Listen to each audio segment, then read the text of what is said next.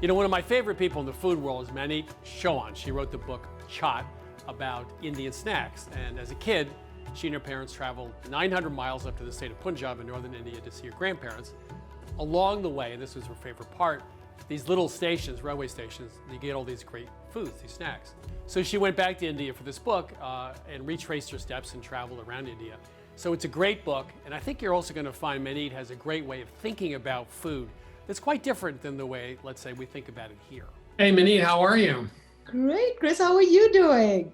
I'm doing pretty well. I just remembered our conversation about you traveling 900 miles up to Punjab. Is this a common thing for people to travel that far in India to go visit family? I mean, the Indian railway system, the connectivity is incredible.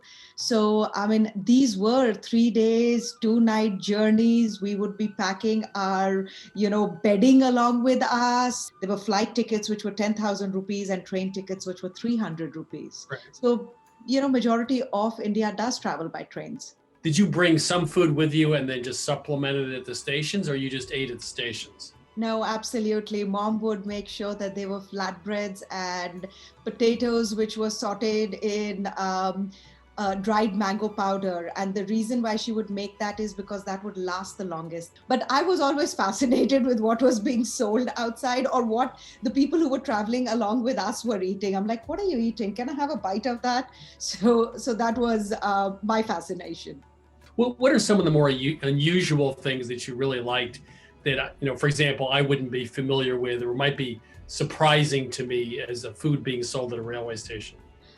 Each and every city was popular for some dish and the local vendors would sell that. So Amritsar had the Gajar Halwa, which is a carrot pudding.